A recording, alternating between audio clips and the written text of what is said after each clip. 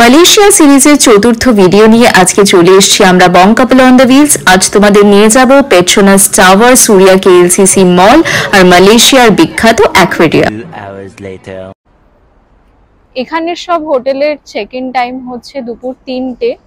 তো আমরা তো অনেক আগে পৌঁছে গেছিলাম, প্রায় 11টা সাড়ে 11টা নাগাদ। তো আমরা হোটেলেই লাগেজ রেখে সেখানেই চেঞ্জ করে একটু ফ্রেশ হয়ে বেরিয়ে পড়েছি। এখন যাচ্ছি আমরা মালয়েশিয়ার বিখ্যাত পেট্রোনাস টাওয়ার দেখতে। আমাদের হোটেল থেকে ওয়াকিং ডিস্টেন্স 700 থেকে 800 মিটার। রোড ভীষণ ক্লিন, গাড়ি খুব কম, অবভিয়াসলি পপুলেশন কম তাই গাড়ির সংখ্যাও কম। আর ওয়েদারও ভীষণ ভালো, ওভারকাস্ট করে আছে, না ঠান্ডা না গরম, 26 ডিগ্রি মতো টেম্পারেচার।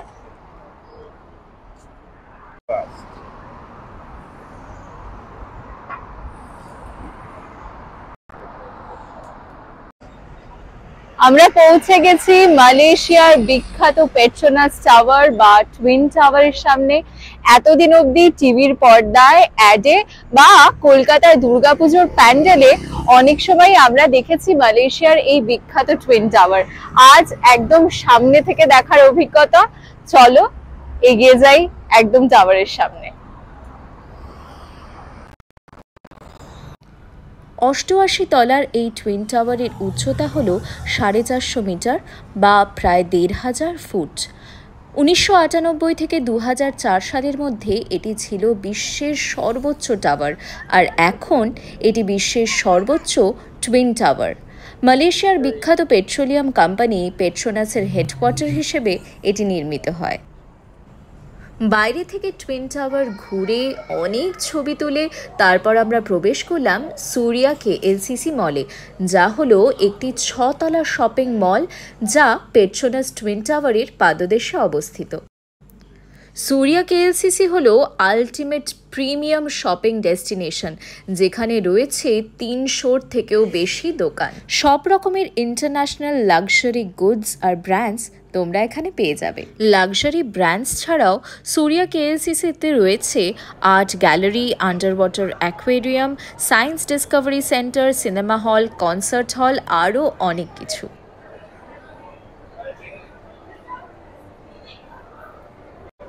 আমরা এখন চলে এসেছি পেট্রোনাস টাওয়ারেরই ভেতর সুরিয়া কেএলসিসি মলে। একটা ভীষণই জ্যাজি ঝকমকে মল, সব রকমের ইন্টারন্যাশনাল ব্র্যান্ডস এখানে দেখতে পাচ্ছি। আমরা বিভিন্ন ব্যাগের দোকানে গেছিলাম, আমার একটু ব্যাগের প্রতি ফ্যাসিনেশন আছে। তো মাইকেল কর্সের একটা ব্যাগের দাম জিজ্ঞেস করেছি, 1600 রিঙ্গিট, মানে ইন্ডিয়ান রুপিতে তার দাম হবে প্রায় 30,000 টাকা। তাই আমরা হতাশ হয়ে বেরিয়ে এলাম। এমনি মলটা ঘুরে দেখছি, তোমাদেরও দেখিয়ে দেবো। কুয়ালালামপুরে আমরা যে কদিন ছিলাম আমরা অনেক মল ঘুরেছি, কিন্তু তার মধ্যে এই সুরিয়া কেএলসিসি আমাদের সব থেকে পছন্দ হয়েছে, কারণ এখানে প্রচুর ব্র্যান্ড রয়েছে। এখানে তোমরা এক্সরবিটেন্ট সব ব্র্যান্ড থেকে রিজনেবল দামেও অনেক জিনিসই কিন্তু পেয়ে যাবে। তাই মালয়েশিয়া এসে তোমরা যদি নিজেদের জন্য বা গিফটিং পারপাসে শপিং করতে চাও তাহলে অবশ্যই আসতে পারো সুরিয়াকে। আর এই মলে অনুরাগের সব থেকে বেস্ট জায়গা হচ্ছে এই ফুড কোর্ট, যেখানে চাইনিজ, মুঘলাই, ইন্ডিয়ান থেকে পেয়ে যাবে সব রকম খাবার অপশন। আমরা চলে এসেছি এখন লাঞ্চ করতে। লাঞ্চে খুবই অদ্ভুত একটা জিনিস অনুরাগ অর্ডার করেছে, এটার নাম চিকেন হট প্লেট ইমি with chicken and mushroom. Basically সিজলারের মতোই খেতে দেখতে, তো সিজলারের মতোই লাগছে, খেতে কিরকম জানি না। এমনি খাবার অপশনস প্রচুর, কিন্তু বেশিরভাগই মালয়েশিয়ান কুইজিন। তো আমি ফর সেফ সাইড একটা পিৎজা নিয়েছি, অনুরাগ এটা ট্রাই করবে বলে নিল, দেখা যাক। খারাপ না মনে হচ্ছে। চিকেনের অপশনস একটু কম, ম্যাক্সিমাম সি ফুডের অপশনই বেশি। হ্যাঁ,